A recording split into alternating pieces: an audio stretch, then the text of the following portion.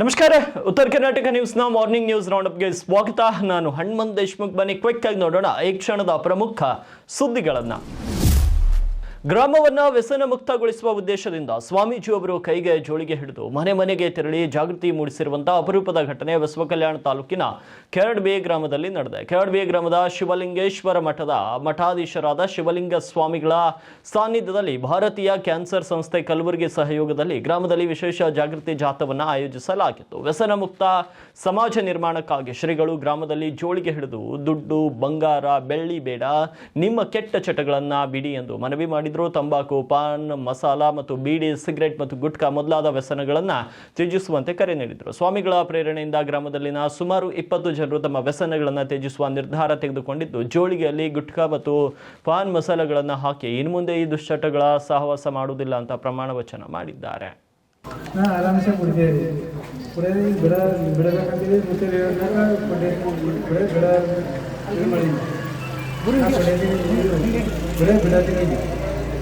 ಮುಖ್ಯವಾಗಿ ತಂಬಾಕು ಎಲ್ಲನೇ ಫೋನೇ ಬಿಟ್ಕೊಡೋದ್ರ ಮೇಲೆ ಇದು ಮಾಡಿ ನಿರ್ಮಾಣ ಮಾಡಿದ್ದೇನೆ ರೀ. ಮತ್ತೆ ಮುಗಿದಾಯ್ತು ಮಾಡ್ತೇನೆ ರೀ.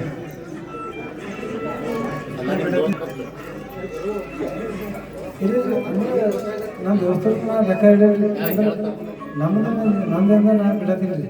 ಹೊರಕೊಲ್ಲ ಬಿಡತ್ತೀನಿ ಒಂದು ಈಗ ತಂಬಾಕು ಬಿಟ್ಟಿದ್ದೀರಿ, ಅಪ್ಪವ್ರದ್ದು ಎಲ್ಲ ಬಿಟ್ಕೊಟ್ಟಿದ್ದೀರಿ. ನಮ್ಗತಿ ನೀವೆಲ್ಲರೂ ಬಿಡ್ರಿ, ಇಷ್ಟೇ ನಾವು ಬೇಡ್ಕೊತೀವಿ. ತಂಬಾಕು ತಿಂದ್ರೆ ಏನಾಯ್ತದ? ಕ್ಯಾನ್ಸರ್ ಆಯ್ತು. ನಿಮ್ಗೆ ಯಾರು ಪ್ರೇರಣೆ ತಂಬಾಕು ಬಿಡ್ಬೇಕಂತೇಳಿ? ಯಾರು ಬಿಡ್ರಿ, ನಮ್ಮ ಇದ್ರದಿಂದ ಅಪ್ಪವ್ರದಿಂದ ನಾವು ಬಿಟ್ಟಿದ್ದೀವಿ. ಅಪ್ಪವ್ರದೇ ಮೇನ್ ಅಂದ್ರೆ ಅಂತ ಕಾಸಿಗೆ ಹೋದ್ರೆ ಬಿಟ್ಟಿಲ್ಲ ನಾವು. ಈಗ ರೀ ತೋರಿಸಿ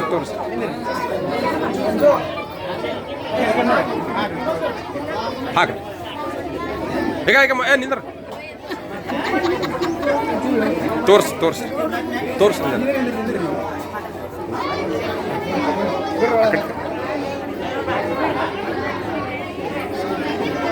ಕೈ ಹಿಡ್ಕೊರಿ.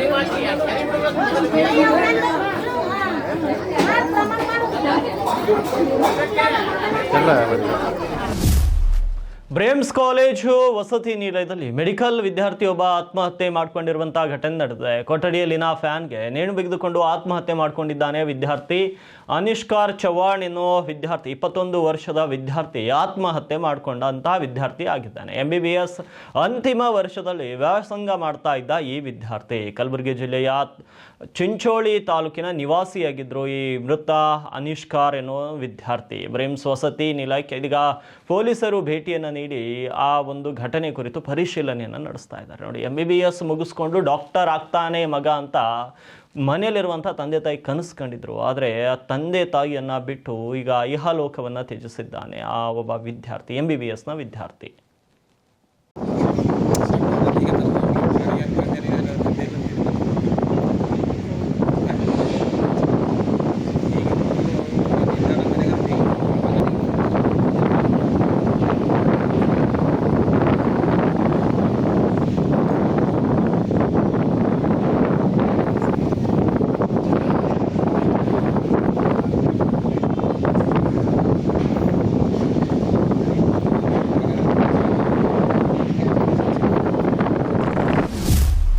ಇನ್ನು SC ಮತ್ತು ST ಸಮುದಾಯದ ಜನರ ನಡುವೆ ಇವತ್ತು ಗಲಾಟೆ ನಡೆದಿರುವಂಥದ್ದು ಗದಗ ಜಿಲ್ಲೆ ಮುಂಡರಂಗಿ ತಾಲೂಕು ಚಿಕ್ಕ ವಡ್ಡಡ್ಡಿ ಗ್ರಾಮದಲ್ಲಿ ಈ ಒಂದು ಘಟನೆ ನಡೆದಿದೆ. ಇನ್ನು ಚಿಕ್ಕ ವಡ್ಡಟ್ಟಿ ಗ್ರಾಮದಲ್ಲಿ ಕಲ್ಲು ತೂರಾಟ, ಹಲವರಿಗೆ ಗಂಭೀರವಾಗಿ ಗಾಯಗಳಾಗಿವೆ. SC ಸಮುದಾಯದ ವ್ಯಕ್ತಿ ST ಸಮುದಾಯದ ರೈತನ ಬೋರ್ನಲ್ಲಿ ನೀರು ಕುಡಿದ ವಿಚಾರಕ್ಕೆ ಗಲಾಟೆ ಆಗಿದೆ. ಎರಡು ಸಮುದಾಯದಿಂದ ಗುಂಪು ಘರ್ಷಣೆ ಕೂಡ ನಡೆದಿರುವಂಥದ್ದು. ಹಲವರಿಗೆ ಗಂಭೀರವಾಗಿ ಗಾಯಗಳಾಗಿದೆ. ಗ್ರಾಮದಲ್ಲಿ ಇದೀಗ ಉದ್ವಿಗ್ನ ವಾತಾವರಣ ಕೂಡ ಸೃಷ್ಟಿಯಾಗಿದೆ. ಸ್ಥಳಕ್ಕೆ ಗದಗ SP ರೋಹನ್ ಜಗದೀಶ್ ಭೇಟಿ ನೀಡಿ ಪರಿಶೀಲನೆ ನಡೆಸ್ತಾ ಇದ್ದಾರೆ ಮತ್ತು ಮುಂಡರಗಿ ಪೊಲೀಸ್ ಠಾಣೆಯ ವ್ಯಾಪ್ತಿಯಲ್ಲಿ ಈ ಒಂದು ಘಟನೆ ನಡೆದಿರುವಂಥದ್ದು.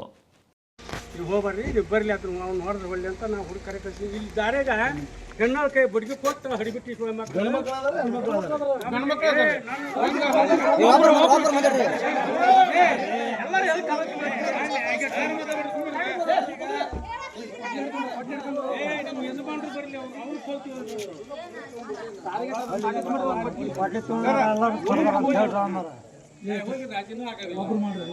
ಅಲ್ರಿ 10 ಹುಡುಗರು ಒಂದು 20-30 ಮಂದಿ ಹೆಣ್ಮಕ್ಳು ಇಷ್ಟು ಕೈ ಬಡಿಗೆದವು ನಾ ಸುಂಕ ಬೇಕು ಒಂದು ನಿಸಂಕ ಬರ್ರ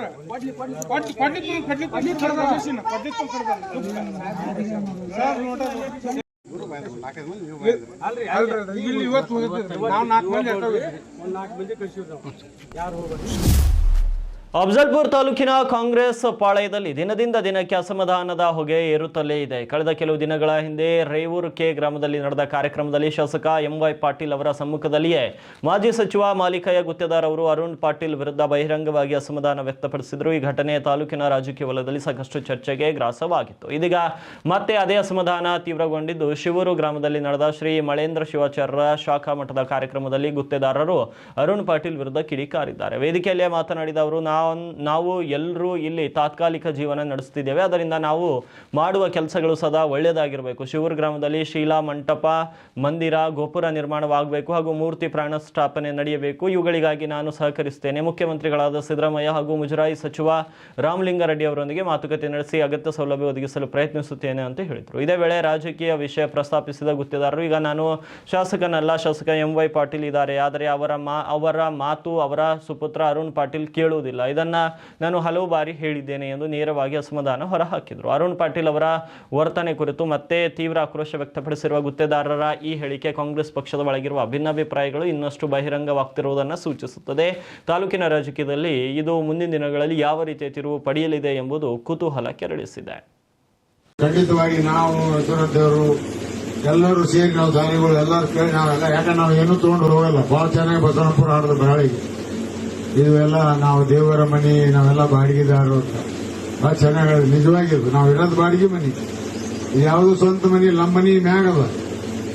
ಅದಕ್ಕೆ ನಮ್ಮ ಪುರಾಣಿಕ ಸಿದ್ಧ ಪುರಾಣಿಕ ಭಟ್ರು ಬಹಳ ಒಳ್ಳೆಯದೊಂದು ಸಾಹಿತ್ಯ ಕೊಟ್ಟಿದ್ದಾರೆ. ಒಳಿತು ಮಾಡುವ ಮನುಷ್ಯನ ಇರೋದು 3 ದಿವಸ. ಭೂಮಿಯಲ್ಲಿ ಇರುವುದು ಬಾಡಿಗೆ ಮನೆಯಾಗ, ಮೇಲೆ ಹೋಗಬೇಕು ನಮ್ಮ ಸ್ವಂತ ಮನೆಗೆ. ಇದು ಬಹಳ ಚೆನ್ನಾಗಿದೆ. ಬರಲು ಏನು ತಂದೆ, ಬರ ಏನ್ ತಂದೆಪ್ಪ, ಹೋಗುವುದು ಏನು ತಗೊಂಡು ಹೋಗ್ತೀವಿ, ಎಲ್ಲ ಇಲ್ಲೇ ಬಿಟ್ಟು ಹೋಗ್ಬೇಕು ನಾವು. ಇಂಥ ಒಂದು ಜೀವನ ನಮ್ದಿದ್ದಾಗ ಈ ದೇಹದಲ್ಲಿ ಉಸಿರುವರೆಗೆ ಇಂಥ ಪರೋಪಕಾರಿ ಕೆಲಸಗಳು, ಜನರ ಪರವಾಗಿ ಕೆಲಸಗಳು ಮಾಡಿ ಜನರಿಂದ ಏನು ಒಳ್ಳೆ ಕೆಲಸ ಮಾಡ್ತಾ ಇದ್ದಾರಪ್ಪ ಅನ್ನುವಂಥ ಮಾತು ಜನರಿಂದ ಬಂದ್ರೆ ನಾವು ಮನುಷ್ಯನಾಗಿ ಹುಟ್ಟಿದ ಸ್ವಾರ್ಥ ಆಗ್ತದೆ, ಇಲ್ಲೇನು ಅರ್ಥನೇ ಆಗಲ್ಲ. ಇದು ನಾವು ಪ್ರತಿಯೊಬ್ಬರು ಮಾಡ್ತಕ್ಕಂಥ ಒಂದು ಜವಾಬ್ದಾರಿ ಹಿನ್ನೆಲೆಯಲ್ಲಿ ಏನ್ ನೀವು ಶಿವೂರು ಗ್ರಾಮದಲ್ಲಿ ಬಹಳ ಬಸವಣ್ಣಪ್ಪರು ಇವತ್ತೇನು ಒಂದು ಗುರಿಯನ್ನು ಇಟ್ಕೊಂಡಿದ್ದಾರೆ. ಇಲ್ಲಿ ಒಂದು ಕ್ಷೇತ್ರ ಸ್ಥಳ ಆಗ್ಬೇಕು, ಆ ಮೂರ್ತಿ ಪ್ರತಿಷ್ಠಾನ ಆಗ್ಬೇಕು, ಭವ್ಯವಂತ ಮಂದಿರ ಆಗ್ಬೇಕು, ಮತ್ತು ಇಲ್ಲಿ ಗೋಪುರ ಆಗ್ಬೇಕು, ಒಂದು ಕಲ್ಯಾಣ ಮಂಟಪ ಆಗ್ಬೇಕು, ನಾನಾ ರೀತಿ ಏನೇನು ಮಾಡಬೇಕಾಗಿದೆ. ಅದು ನಾವು ಕೂಡ ಸಿದ್ದರಾಮಯ್ಯವರ ಜೊತೆಗೆ ಬಹಳ ಹತ್ತಿರ ಇರೋದ್ರಿಂದ, ಯಾಕಂದ್ರೆ ನಾವು MLA ಇದ್ದರೆ ಇಲ್ಲಿ ಹೇಳ್ಬಿಡ್ತೀವಿ, ಏನ್ ಇಷ್ಟು ಪೂರ್ತಿನಪ್ಪ ರೊಕ್ಕ ಅಂತ ಹೇಳ್ತೀವಿ. MLA ನಾ ಇಲ್ಲ. MLA MY ಪಾಟೀಲ್ ಹೇಳಿ ಕೊಡಿಸ್ಬೋದು, ಅವ್ರ ಮಗ ಮಂಡದವರು. ಅದಕ್ಕಾಗಿ ಆ ಮಗ ಮಾತು ಕೇಳಲ್ಲ. ಹಂಗಾಗಿ ನಾನು ಜಾಡ್ಸೀನಿ ಮೊನ್ನೆ ಹೇಳ್ಬಾರ್ದ್ರ ಬಗ್ಗೆ ಬೇರೆ ಸರಿ. ಅಪ್ಪ ಹೇಳಿದ ಕೇಳಲ್ಲ, ಅಪ್ಪ ಹೇಳಿದ ಕೇಳಲ್ಲವ. ಅದಕ್ಕಾಗಿ ನಾ ಅದು ಭರವಸೆ ಕೊಡಲ್ಲ. ಆದ್ರೆ ಸಿದ್ದರಾಮಯ್ಯವರು ಮನವೊಲಿಸಿ ನಿಮ್ಮ ಟ್ರಸ್ಟಿನ ಕಾಪಿ ತಗೊಂಡು ಹೋಗಿ ಮತ್ತು ನಮ್ಮ ಮುಜರಾಯಿ ಮಿನಿಸ್ಟರ್ ಅಂತ ರಾಮಲಿಂಗಾರೆಡ್ಡಿ ಅವರಿಗೆ ಭೇಟಿಯಾಗಿ ಎಷ್ಟು ಇನ್ನೂ ಧನ ಸಹಾಯ ಮಾಡಬೇಕಾಗಿದೆ ಆ ಮಾಡ್ತಕ್ಕಂಥ ಪ್ರಯತ್ನ ಮಾಡಿ ಉಳಿದು ನಾವು ಎಲ್ಲ ಕೈ ಜೋಡಿಸಿ ಈ ಅವಾಗ ವಿಶ್ವನಾಥ ಮಹಾಸ್ವಾಮೀಜಿಯವರ ಒಂದು ನೇತೃತ್ವದಲ್ಲಿ ಜಾಗ ಕೊಟ್ಟಿದ್ದೇವೆ ಅಂದ್ರೆ ಅದು ಇನ್ನೂ ಹೆಮ್ಮರವಾಗಿ ಬೆಳೀತಕ್ಕಂಥ ರೀತಿಯಲ್ಲಿ ನಾವು ಸಂಪೂರ್ಣವಂತ ಸಹಕಾರ ಅವ್ರಿಗೆ ಕೊಡ್ತೀವಿ. ಅವ್ರದ್ದು ಕೂಡ ಅಭಯ ಹಸ್ತ ಈ ಒಂದು ಗ್ರಾಮದ ಮೇಲೆ ದೇವಸ್ಥಾನ ಇರ್ತಾನಂತ ಮಾತನ್ನು ಕೂಡ ಈ ಸಂದರ್ಭದಲ್ಲಿ ಹೇಳಿ ಈಗ ನೇರವಾಗಿ ಪೂಜ್ಯರಿಗೆ ಆಶೀರ್ವಚನ ಕೊಡ್ತೀನಿ. ಯಾಕಂದ್ರೆ ನಾವು ಮದಿ ಕಾರ್ಯಕ್ರಮಕ್ಕೆ ಹೋಗಬೇಕಾಗಿದೆ. ದಯವಿಟ್ಟು ತಾವು ಯಾರು ಅನ್ಯತೆ ಭಾವಿಸಬಾರ್ದು ಅಂತ ಹೇಳಿ ಎಲ್ಲರಿಗೂ ಹಂಚಿ ನಾನು ಮಾತು ಮುಗ್ತೇನೆ. ನಮಸ್ಕಾರ. ಆಯ್ತು ಹೇಳಿದೇವಲ್ಲ, ಅದೇನು ಮಾಡಮ್ಮ. ಆಮೇಲೆ ಈಗ ಪೂಜ್ಯ ಏನು ಹೋಗಲ್ಲ, ಎಲ್ಲ ನೀವು ಮಾಡಿ ನಿಮ್ ಕೈಲಿ ಉದ್ಘಾಟನೆ ಮಾಡ್ತೇವೆ. ನೀವು ಊಟ ಮಾಡೋದು ನೋಡಿದ್ರೆ ನೀವು ಇನ್ನೂ ಇರ್ತೀರಿ, ನಾವೇ ಕಾಣ್ತೇವೆ. ಅದಕ್ಕೆ ಆ ಪೂಜ್ಯರು ಮಾತಾಡ್ತಾರೆ. ಕರ್ನಾಟಕ ಕೈಗಾರಿಕಾ ಪ್ರದೇಶ ಅಭಿವೃದ್ಧಿ ಮಂಡಳಿ ಅಂದರೆ KIADB ಬಳ್ಳಾರಿ ವಲಯ ಕಚೇರಿಯಲ್ಲಿ ಭಾರಿ ಆರ್ಥಿಕ ಅವ್ಯವಹಾರ ಬೆಳಕಿಗೆ ಬಂದಿದೆ. ಈ ವರ್ಷದ ಆಂತರಿಕ ಆಡಿಟ್ ವೇಳೆ ಒಟ್ಟು 16 ಕೋಟಿ ರೂಪಾಯಿಗೂ ಹೆಚ್ಚು ಹಣ ಅಕ್ರಮವಾಗಿ ವರ್ಗಾವಣೆಯಾಗಿರುವುದು ತಿಳಿದು ಬಂದಿದೆ. ಹಿನ್ನೆಲೆ ಮಂಡಳಿಯ ಎಕ್ಸಿಕ್ಯೂಟಿವ್ ಇಂಜಿನಿಯರ್ ಪೊಲೀಸರಿಗೆ ದೂರು ನೀಡಿದ್ದು 7 ಮಂದಿ ಮೇಲೆ FIR ಕೂಡ ದಾಖಲಾಗಿದೆ. 2022ರಿಂದ 26ರವರೆಗೆ 4 ವರ್ಷಗಳ ಅವಧಿಯಲ್ಲಿ ಒಟ್ಟು 16 ಕೋಟಿ 17 ಲಕ್ಷ ಹಣವನ್ನು ಅಕ್ರಮವಾಗಿ ವರ್ಗಾವಣೆ ಮಾಡಿರುವುದು ಪತ್ತೆಯಾಗಿದೆ. ಈ ಪ್ರಕರಣದಲ್ಲಿ KIADB ಗುತ್ತಿಗೆ ನೌಕರ ಸಂತೋಷ್ ಕುಮಾರ್, ಖಾಸಗಿ ಬ್ಯಾಂಕ್ ಮ್ಯಾನೇಜರ್ ಸೇರಿ 7 ಜನರ ವಿರುದ್ಧ ಬಳ್ಳಾರಿ APMC ಪೊಲೀಸ್ ಠಾಣೆಯಲ್ಲಿ FIR ದಾಖಲಾಗಿದೆ. FIR ದಾಖಲಾಗುತ್ತಿದ್ದಂತೆ ಸಂತೋಷ್ ಕುಮಾರ್ ಫರಾರಿಯಾಗಿದ್ದಾನೆ ಅಂತ ಹೇಳಲಾಗಿದೆ. ಆರೋಪಿಯು ಅಧಿಕಾರಿಗಳ ನಕಲಿ ಸಹಿ ಮಾಡಿ ಚೆಕ್ಗಳ ಮೂಲಕ ಹಣವನ್ನು ಹಲವು ಬಾರಿ ಬೇರೆ ಖಾತೆಗಳಿಗೆ ವರ್ಗಾವಣೆ ಮಾಡಿದ್ದಾನೆ ಅಂತ ಆರೋಪಿಸಲಾಗಿದೆ. ಪ್ರತಿ ವರ್ಷವೂ ಆಡಿಟ್ ನಡೆದಿದ್ದರೂ 4 ವರ್ಷಗಳ ಬಳಿಕ ಈ ಅವ್ಯವಹಾರ ಬೆಳಕಿಗೆ ಬಂದಿರುವುದು ಹಲವು ಅನುಮಾನಗಳಿಗೆ ಕಾರಣವಾಗಿದೆ. ಇನ್ನು ತನಿಖೆ ನಂತರವೇ ನಿಜಾಂಶ ಹೊರಬರಲಿದೆ ಅಂತ ಬಳ್ಳಾರಿಯ SP ಸುಮನ್ ಪನೇಕರ್ ಅವರು ತಿಳಿಸಿದ್ದಾರೆ. ಒಟ್ಟು 4 ವರ್ಷದ ಅವಧಿಯಲ್ಲಿ 16 ಕೋಟಿ 17 ಲಕ್ಷ ರೂಪಾಯಿಗಳ ಅಕ್ರಮ ವಹಿವಾಟು ನಡೆದಿದೆ ಅಂತ SPO ಮತ್ತು ಅದನ್ನು ಹಾಲಿ ಎಕ್ಸಿಕ್ಯೂಟಿವ್ ಇಂಜಿನಿಯರ್ ವರದಿ ಮಾಡಿ ದೂರು ದಾಖಲಿಸಿದ್ದಾರೆ. ಇಲ್ಲಿನ ಗುತ್ತಿಗೆ ನೌಕರ ಚೆಕ್ ಬುಕ್ ವ್ಯವಹಾರಗಳನ್ನು ನಿರ್ವಹಿಸುತ್ತಿದ್ದ ಇದೇ ವೇಳೆ ಈ ಕೃತ್ಯ ಎಸಗಿದ್ದಾನೆ ಎಂದು ಆರೋಪಿಸಲಾಗಿದೆ. ಸದ್ಯಕ್ಕೆ ಯಾವ ಆರೋಪಿಗಳು ಕೂಡ ಸೆರೆ ಸಿಕ್ಕಿಲ್ಲ ಅಂತ ಮಾಹಿತಿಯನ್ನು ನೀಡಿದ್ದಾರೆ. ದಕ್ಷಿಣ ಕನ್ನಡ ಜಿಲ್ಲೆಯ ಬಂಟ್ವಾಳ ತಾಲೂಕಿನ ಸಜೀವಪ್ಪ ನಡು ಪ್ರದೇಶದಲ್ಲಿ ಮಸೀದಿ ವಿಚಾರವಾಗಿ ಉಭಯ ತಂಡಗಳ ನಡುವೆ ಗಲಾಟೆ ನಡೆದಿದ್ದು, ತಲವಾರು, ದೊಣ್ಣೆ ಮತ್ತು ಕಬ್ಬಿಣದ ರಾಡ್ಗಳಿಂದ ಹಲ್ಲೆ ಮಾಡಿದ ಘಟನೆ ಭಾರೀ ಆತಂಕಕ್ಕೆ ಕಾರಣವಾಗಿದೆ.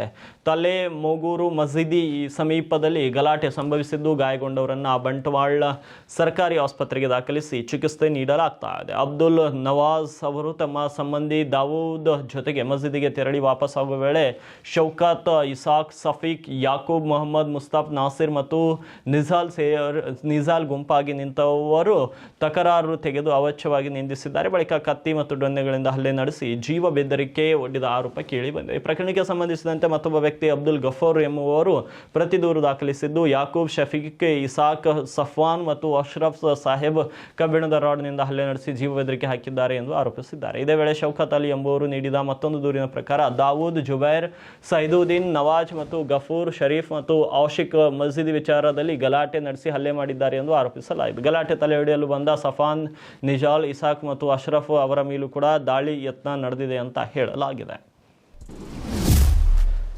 ಒಂದೆಡೆ big budget ಅಬ್ಬರದೊಂದಿಗೆ Dhurandhar 2 box office ಕಲೆಕ್ಷನ್ಗಳನ್ನು ಕಿತ್ಕೊಂಡು ಓಡ್ತಿದ್ರೆ, ಮತ್ತೊಂದೆಡೆ ಸೈಲೆಂಟ್ ಆಗಿ ಹೃದಯ ಗೆಲ್ಲುತ್ತಾ ಸಾಕ್ತಿರೋದು ಕನ್ನಡದ ಲವ್ ಮಾಕ್ಟೇಲ್ 3 ಸಿನಿಮಾ. ಸಕ್ಸಸ್ ನಡುವೆ ಕತೆ ಕದ್ದಿರೋ ಆರೋಪ ಕೂಡ ಈಗ ಚಿತ್ರದ ಮೇಲಿದೆ. ಅಷ್ಟಕ್ಕೂ ಲವ್ ಮಾಕ್ಟೇಲ್ 3 ಕತೆ ಯಾರ್ದು, ಕತೆ ಕದ್ದಿರೋದು ಎಷ್ಟು ನಿಜ ಅನ್ನೋದು ಕೂಡ ಇದೀಗ ಅಸಲಿಯತ್ತು ಗೊತ್ತಾಗಬೇಕಾಗಿದೆ. ಆದರೆ ರಣವೀರ್ ಸಿಂಗ್ ಅಭಿನಯದ Dhurandhar 2 mass, action, big scale ಎಲ್ಲದರಲ್ಲಿಯೂ ಕೂಡ ಹೈಪ್ ಕ್ರಿಯೇಟ್ ಮಾಡ್ತಿದ್ರು. ಮಾರ್ಚ್ 19ನೇ ದಿನ ಕನ್ನಡದಲ್ಲಿ ರಿಲೀಸ್ ಆದ ಲವ್ ಮಾಕ್ಟೇಲ್ 3 ಸಂಪೂರ್ಣವಾಗಿ ಎಮೋಷನಲ್ ಮೂಲಕ ಪ್ರೇಕ್ಷಕರನ್ನು ಸೆಳೆಯುತ್ತಿದೆ. ಫ್ಯಾಮಿಲಿ ಆಡಿಯನ್ಸ್ಗೆ ಕನೆಕ್ಟ್ ಆಗೋ ಕತೆ, simple presentation, real life feels ಇವೆಲ್ಲವೂ ಕೂಡ ಸೇರಿ ಈ ಸಿನಿಮಾಗೆ ಬಲವಾದ ಫೌಂಡೇಶನ್ ಆಗಿದೆ. ದೊಡ್ಡ ಸಿನಿಮಾ ಮಧ್ಯೆ ಕೂಡ ತನ್ನದೇ ಆದ ಸ್ಪೇಸ್ ಕ್ರಿಯೇಟ್ ಮಾಡಿಕೊಂಡು ಸಣ್ಣ ಸಿನಿಮಾ ಅಂತ ಅಂಡರ್ ಎಸ್ಟಿಮೇಟ್ ಮಾಡಿದವರು ಈಗ ಶಾಕ್ ಆಗ್ತಿದ್ದಾರೆ. ಯಾಕಂದರೆ ಈ ಸಿನಿಮಾ ಕೇವಲ ಓಡ್ತಿಲ್ಲ, ಗೆಲ್ತಾ ಕೂಡ ಇದೆ. ಡಾರ್ಲಿಂಗ್ ಕೃಷ್ಣ ಅವರ ಡೈರೆಕ್ಷನ್ ಮತ್ತು ಅಭಿನಯದ ಈ ಸಿನಿಮಾ ಹೈಲೈಟ್ ಆಗಿದ್ದು, ಹಿಂದಿನ ಭಾಗಗಳಿಗಿಂತ ವಿಭಿನ್ನವಾಗಿ ಕತೆ ಸಾಗುತ್ತಿದೆ. ಪ್ರೀತಿ, ನೋವು, ನೆನಪು, ಜೀವನದ ಸತ್ಯ ಎಲ್ಲ ಅಂಶಗಳನ್ನು ಭಾವನಾತ್ಮಕವಾಗಿ ಹಿಡಿದಿಟ್ಕೊಂಡಿರುವುದು ಪ್ರೇಕ್ಷಕರ ಮನಸ್ಸಿಗೆ ನೇರವಾಗಿ ತಾಕುತ್ತಿದೆ. ಅದಕ್ಕಾಗಿ ಮೊದಲನೇ ದಿನ 1.36 ಕೋಟಿ, ಎರಡನೇ ದಿನ 1.15 ಕೋಟಿ ಗಳಿಸಿ ಸ್ಮಾಲ್ ಸ್ಕೇಲ್ ಸಿನಿಮಾಗೂ ದೊಡ್ಡ ಗೆಲುವು ಸಾಧ್ಯ ಅನ್ನೋದನ್ನು ಪ್ರೂವ್ ಮಾಡಿದೆ. ದುರಂಧರ್ 2 ಎಂಬ ಬಿಗ್ ಸ್ಕೇಲ್ ಸಿನಿಮಾ ನಡುವೆ ಕೂಡ ಲವ್ ಮಾಕ್ಟೇಲ್ 3 ತನ್ನ ಕಲೆಕ್ಷನ್ ಸ್ಟೇಬಲ್ ಆಗಿ ಉಳಿಸಿಕೊಂಡಿದೆ. ಮಲ್ಟಿಪ್ಲೆಕ್ಸ್ಗಳಲ್ಲಿ ಫುಲ್ ಶೋ ಮತ್ತು ಫ್ಯಾಮಿಲಿ ಆಡಿಯನ್ಸ್ ರಿಪೀಟ್ ವೀಕ್ಷಣೆ ಈ ಎಲ್ಲ ಕಾರಣಗಳಿಂದ ಸಿನಿಮಾ ಸೈಲೆಂಟ್ ಆಗಿ ಹಿಟ್ ಹಾದಿಯಲ್ಲಿ ಸಾಗುತ್ತಿದೆ. ಇದು ಕಂಟೆಂಟ್ ಗೆದ್ದ ಸಿನಿಮಾ ಅನ್ನೋದು ಸ್ಪಷ್ಟವಾಗ್ತಾ ಇದೆ. ಕೊಲಂಬಿಯಾದ ದಕ್ಷಿಣ ಭಾಗದಲ್ಲಿ ಸೇನಾ ವಿಮಾನ ಭಯಾನಕ ಪತನಗೊಂಡಿದೆ. 125 ಜನರನ್ನು ಅಂದರೆ ಬಹುತೇಕ ಸೈನಿಕರು ಮತ್ತು ಸಿಬ್ಬಂದಿ ಹೊತ್ತಿದ್ದ ಲಾಕ್ ಹೀಡ್ ಮಾರ್ಟಿನ್ ಹರ್ಕುಲಸ್ C-130 ಸಾರಿಗೆ ವಿಮಾನವು ಟೇಕ್ ಆಫ್ ಆದ ಸ್ವಲ್ಪ ಸಮಯದ ನಂತರ ನೆಲಕ್ಕೆ ಅಪ್ಪಳಿಸಿ ವಿಸ್ಫೋಟಗೊಂಡಿದೆ. ಪ್ರಸ್ತುತ ಮಾಹಿತಿ ಪ್ರಕಾರ ಕನಿಷ್ಠ 66 ಮಂದಿ ಸಾವನ್ನಪ್ಪಿದ್ದಾರೆ, 70ಕ್ಕೂ ಹೆಚ್ಚು ಮಂದಿ ಗಾಯಗೊಂಡಿದ್ದಾರೆ ಮತ್ತು ಇನ್ನೂ ಕೆಲವರು ಕಾಣೆಯಾಗಿದ್ದಾರೆ. ಸಾವಿನ ಸಂಖ್ಯೆ ಇನ್ನಷ್ಟು ಹೆಚ್ಚಾಗುವ ಸಾಧ್ಯತೆ ಇದೆ ಅಂತ ಅಧಿಕಾರಿಗಳು ತಿಳಿಸಿದ್ದಾರೆ. ವಿಮಾನವು ಸೈನಿಕರನ್ನ ಸಾಗಿಸುತ್ತಿದ್ದು, ಪತನದ ನಂತರ ವಿಮಾನವು ಸ್ಫೋಟಗೊಂಡು ಬೆಂಕಿಗೆ ಆಹುತಿಯಾಗಿದೆ. ಸ್ಥಳೀಯ ಮಾಧ್ಯಮಗಳಲ್ಲಿ ಪ್ರಸಾರವಾಗುತ್ತಿರುವ ವಿಡಿಯೋಗಳು ದಟ್ಟ ಹೊಗೆ ಮತ್ತು ಉರಿಯುತ್ತಿರುವ ಅವಶೇಷಗಳನ್ನು ತೋರಿಸುತ್ತಿದೆ. ರಕ್ಷಣಾ ತಂಡಗಳು ಬದ್ದು ಕುಳಿದವರನ್ನು ಹುಡುಕುತ್ತಿದೆ. ಇನ್ನು ಪುಟ್ಟೋ ಮಾಯೋ ಗವರ್ನರ್ ಜಾನ್ ಗ್ರೆಬ್ರಿಯಾನ್ ಮೋಲಿನ್ ಅವರು ಮೊದಲು 34 ಸಾವುಗಳು ದೃಢಪಡಿಸಿದ್ದು, ನಂತರ ಸಾವಿನ ಸಂಖ್ಯೆ 66ಕ್ಕೆ ಏರಿಕೆಯಾಗಿದೆ ಅಂತ ರಾಯ್ಟರ್ಸ್ ವರದಿ ಕೂಡ ಮಾಡಿದೆ. ದೇಶೀಯ ಮಾರುಕಟ್ಟೆಯಲ್ಲಿ ನಿರಂತರವಾಗಿ ಬಂಗಾರದ ಬೆಲೆ ಸತತ 5ನೇ ಸೆಷನ್ನಲ್ಲಿ ಕೂಡ ಇಳಿಕೆಯಾಗಿದೆ. ಹೌದು, ಭಾರತದ ಮಾರುಕಟ್ಟೆಯಲ್ಲಿ ಕಳೆದ 4 ದಿನಗಳಿಂದ ಬಂಗಾರದ ಬೆಲೆ ಸಾಕಷ್ಟು ಅಗ್ಗವಾಗತೊಡಗಿದೆ. ಇನ್ನು ಬೆಳ್ಳಿಯ ಬೆಲೆಯೂ ಸಹ ಸಾಕಷ್ಟು ಕಡಿಮೆಯಾಗಿದೆ. ಸೋಮವಾರ ಒಂದೇ ಸೆಷನ್ನಲ್ಲಿ ಚಿನ್ನ ಮತ್ತು ಬೆಳ್ಳಿ ಎರಡೂ ಸಹ ದೊಡ್ಡ ಮಟ್ಟಿನ ಕುಸಿತ ಕಂಡಿದ್ದು ಆಭರಣ ಪ್ರಿಯರಿಗೆ ಸಾಕಷ್ಟು ಖುಷಿ ತಂದಿದೆ. ಇರಾನ್ ಅಮೆರಿಕ ನಡುವಿನ ಯುದ್ಧ ಮುಂದುವರೆದಿದ್ದು ಮತ್ತಷ್ಟು ತೀವ್ರ ಸ್ವರೂಪದ ಸೂಚನೆ ನೀಡಿರುವುದರ ಪರಿಣಾಮ ಬಂಗಾರದ ಬೆಲೆ ಜಿಗಿತಗೊಂಡಿದೆ. ರಾಷ್ಟ್ರ ರಾಜಧಾನಿ ದೆಹಲಿಯಲ್ಲಿ 22 ಕ್ಯಾರೆಟ್ ಚಿನ್ನದ ಬೆಲೆ 10 ಗ್ರಾಂಗೆ 5,450 ರೂಪಾಯಿ ಇಳಿಕೆಗೊಂಡು 1,28,500 ರೂಪಾಯಿಗಳಲ್ಲಿ ವಹಿವಾಟು ನಡೆಸಿದೆ. ಇದೇ ವೇಳೆ ಶುದ್ಧ ಬಂಗಾರ 10 ಗ್ರಾಂಗೆ 5,950 ರೂಪಾಯಿ ಕಡಿಮೆಯಾಗಿ 1,40,170 ರೂಪಾಯಿಯಲ್ಲಿ ದಾಖಲಾಗಿದೆ. ಬೆಳ್ಳಿ ಬೆಲೆ ಪ್ರತಿ ಕೆಜಿಗೆ 15,000 ರೂಪಾಯಿ ಕಡಿಮೆಯಾಗಿ 2,30,000 ರೂಪಾಯಿಗಳಷ್ಟು ದಾಖಲೆ ಆಗಿದೆ. ಇವಾಗಿದು ಈ ಕ್ಷಣದ ಪ್ರಮುಖ ಸುದ್ದಿಗಳು. ಮತ್ತೆ ಭೇಟಿ ಆಗ್ತೀನಿ ಮತ್ತೊಂದು ನ್ಯೂಸ್ ಬುಲೆಟಿನ್ನಲ್ಲಿ.